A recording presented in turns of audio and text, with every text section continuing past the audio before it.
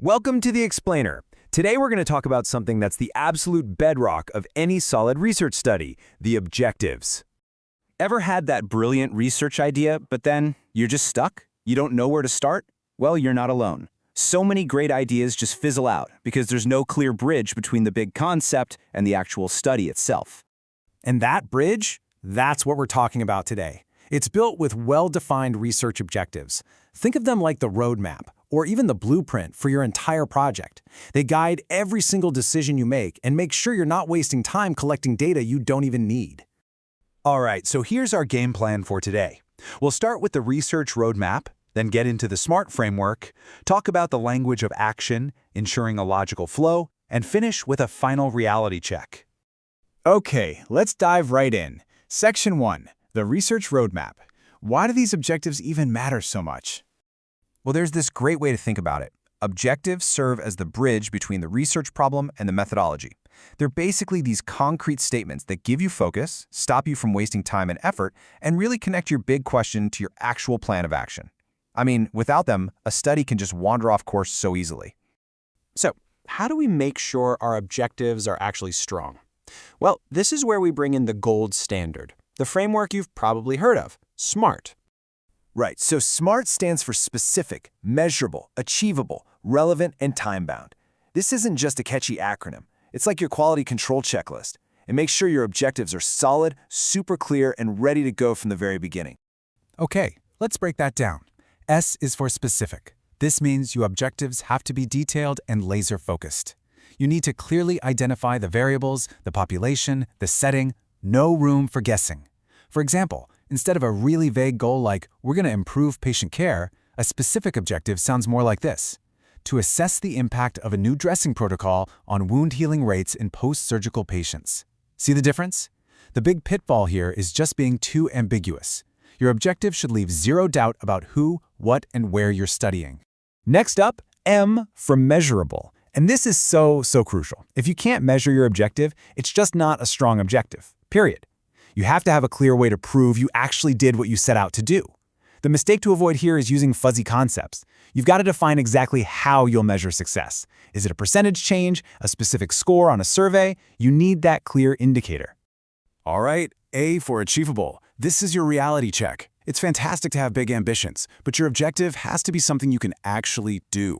I think the biggest mistake people make here is just overestimating what they have to work with. You have to be brutally honest with yourself. Do I have the time, the money, the access to get this done? Can I pull this off? Then we have R for relevant. Your work has to have a purpose, right? It needs to answer that big so what question. A common pitfall is chasing some niche interest that doesn't really connect to a bigger problem in nursing. Your objective has to clearly tie back to a real gap in our knowledge or a tangible way to improve practice or policy or, most importantly, patient outcomes. And finally, T for time-bound. This is all about project management.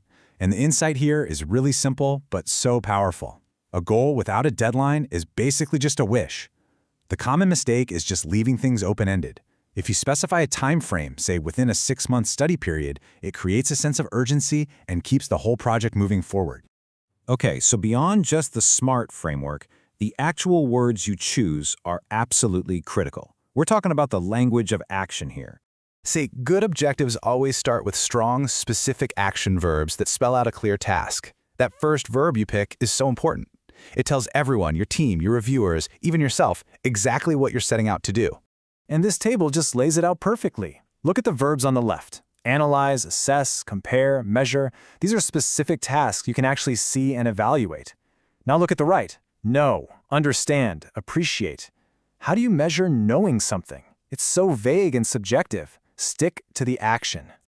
This brings us to what's called an operational definition.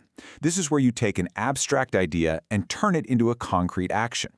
Let's say you want to measure something like patient satisfaction. Well, what does that even mean? Your operational definition would spell it out exactly. Patient satisfaction will be measured using the 10-question Likert scale from the Smith Patient Survey. Boom, no more guesswork, no more ambiguity. Okay, so we've got these well-worded, SMART objectives. Now how do they all fit together? This is about ensuring a logical flow. A really well-structured study flows from one big, general objective down into several specific, smaller objectives. I like to think of it as a pyramid. Your main goal, the general objective, is at the very top, and it's supported by a solid foundation of these smaller, detailed tasks, the specific objectives, that all work together to achieve that main purpose. All right, our final section, and it's a big one, the final reality check. Because even the most perfectly written, elegant objective is totally useless if it's not grounded in reality. You have to ask yourself that tough question. Can this actually be done? Can I really achieve this with the resources, the skills, and the access I have right now? And this is a great little framework to help you think through that. Let's start with men, which really means people. Do you have the right skills and expertise on your team? Then money. Is your budget realistic? Do you have the funding? Materials. Do you have the equipment, the software, the facilities you need? And maybe the most critical one, sample. Can you actually find and recruit the right people to participate in your study? If the answer to any of these is no, you've got to rethink things. So, to wrap it all up, what makes a great objective?